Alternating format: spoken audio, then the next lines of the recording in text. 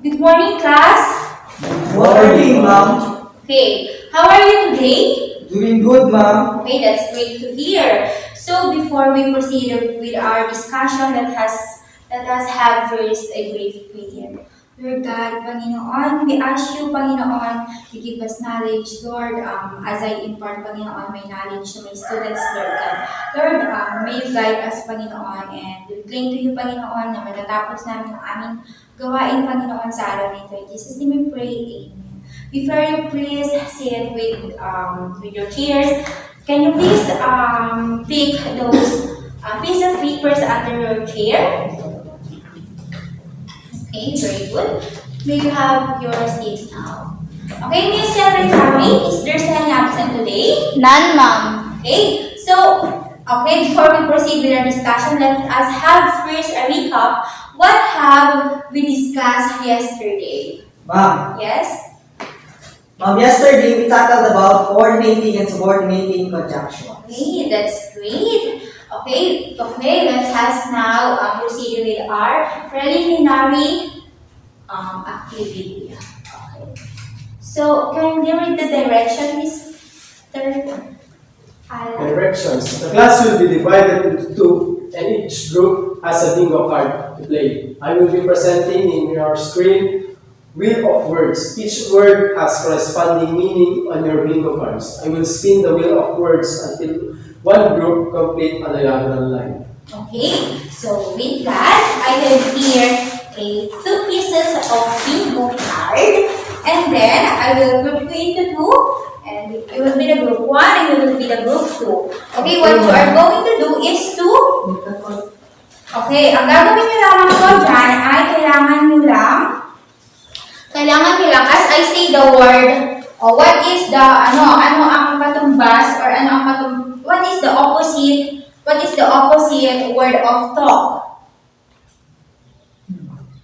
What is the opposite word of talk? Shut up, right? Just like that. Okay, so the simple. What is the opposite word of simple? Elegant. Just like that. Okay? Did you now get the point? Did you get the point? Okay. Okay. What is? Okay. Where are the answers? We're going to ma'am. Yes, you place it on the board. Yes, ma'am.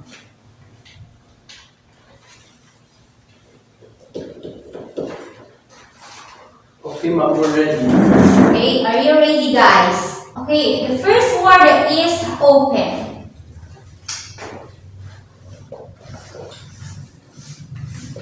The second word is big. Big. Got it, ma'am. Okay. The third word is doubt. Doubt.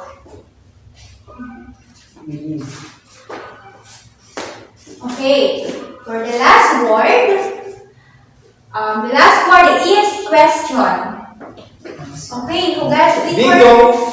Okay. Yes, so you got the correct answers. Yes, ma'am. Yeah, let's clap our hands here at the winner. Okay, may you now take your seat. Okay, with that, guys, good job for finishing the activity. So today, our discussion is all about context clues and its types of context clues. But before we proceed with the discussion, allow me first to show you the learning objectives of this. Okay, at the end of the discussion, the students should be able to differentiate the types of context clues, recognize the types of context clues used in the sentence, value the significance of context clues by finding out the meaning of the poem entitled Mother to Son by Langston Hughes. Use context clues in defining unfamiliar words. Okay. With the guide questions, so you as the student will be able to answer this after the discussion. Are we clear? Yes, okay, ma'am. So, with the guide questions, what is context clue and its types? So, class, for your information, those questions you are going to those questions are, you are going to answer them after the discussion. Okay, again, the number one is, what is context clue and its types? What is it important to know the different types of context clues? When do we use context clues? How do we apply these context clues in our academic and personal engagement? Are we clear, guys? Yes, ma'am. Okay. So let us find out, or let us first depict what is context clue. Context clues are hints found within a sentence, paragraph, or passage that a reader can use to understand the meanings of new or unfamiliar words. Okay, context clue. With that, it is indicated here that context clue are the hints word found in a sentence, just like this one. Okay, so are we clear now, guys? Yes, ma'am. Okay, so these are the types of context clues. Okay, kindly read the number one, Mr. Alan. Types of context clues. Number one is inference. Inference, the meaning is not given, so you must use text clues. Example, the Harvard cherry was Lou's favorite place. He loved shopping for nice suits. The people who worked there were so kind and helpful. Okay, very good, Mr. Alan. Next. Okay, next type, Mr. Gabuyo. I mean, Mr. Gabriel. Can you read it? The second type of context clue, definition, is sometimes the words or phrases meaning is explained immediately after its use. For example, haberdashery, which is a store that sells men's clothing, is becoming more common today. Okay, in the first example, as you notice, haberdashery isn't, they didn't put they didn't broaden what is it all about. But then in the definition, the second example is haberdashery. We found out that it is a store that sells a men's clothes. So do you now understand, guys? Yes, ma'am. Okay, very good. Okay, the third example is that Miss Flores, can you read it? Example: this type of context clue uses examples to help the reader infer the meaning of a vocabulary word. Example: Ricardo is so arrogant. He is always bragging about how great he is at sports. Okay, so that's all. Next one.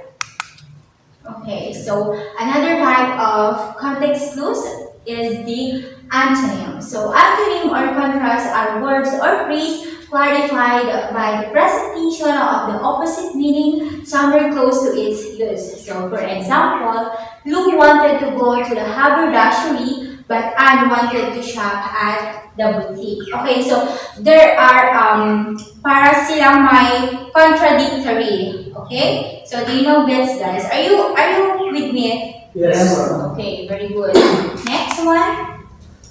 Okay, so do you already know what is synonym? Yes, ma'am. Okay, so synonym is another type of context clues. So synonym is the clues are sometimes a hard word or phrase is said in simple way. Okay, so example, Ricardo is so arrogant, proud, self-centered, and overbearing. Okay, so guys, we're done now with our discussion. So to wrap up our discussion, may I call on Mr. Gabriel. Can you please tell what we have been discussed today? Yes. Today we discussed about the 5 types of context clues, which are the example, Yes. the definition, the inference, the synonym, and the antonym. Okay, very good, class. It seems that you are listening attentively to our discussion. I hope you have learned something today. Do you guys? Yes, ma'am. Okay, for your group activity, I will give you a copy of A Mother's Son by Langston Hughes, and can you please write up your observation within this poem. Yes, ma'am. Okay, in 5 minutes, I am going to collect your activities now. Yes, ma'am. Okay, are you done? Yes, ma'am. Okay. Okay, collect. I'm going to collect it now. And so very good, guys. Okay, for your individual activity, please answer these questions, okay? With the directions, identify the type of context clues used in the sentence. Write your answer on the blank before the item. Are we clear, guys? Yes, ma'am. Okay. Okay, with that, Yes, we're ma'am. going now to answer the number 1. Okay, Miss Flores, can you please read the number 1 and try to answer this? My big brother doesn't let me read his comic books. Okay, what is the answer? Inference, ma'am. Yes, very good. How about the number 2, Mr. Gabriel? The dog was vicious. He barked and snapped at my passers. The answer is synonym. Okay, very good. Mr. Gabuyo, what is the answer of number 3? Can you read it first? Unlike animals that hunt during the day, nocturnal hunters must find their way in darkness. Oh, what is the answer? Antonima. Yes, very good. Okay, the number 4. I'm going to read that question and you are going to answer it, okay? Yes, ma'am. Okay, the number 10. The animals feed on grasses, leafy plants, shrub, and other vegetation. Ma'am. Answer. Yes, Miss Flori? I think the answer is synonym, ma'am. Okay, that's good. After that. Okay, class. Good thing that you listen actively with our discussion, and good thing that you already answered those activities that I have given to you. Okay, for your assignment, class. I am going to send you your assignment into our PC and try to answer it tonight, and then pass it to me tomorrow. Okay, guys. May I call everyone again to please stand up. Yan. Okay. For the closing prayer. Okay. Lord God, thank you so much, Panginoon, for guiding us this day, Lord God. Thank you so much, Lord, sa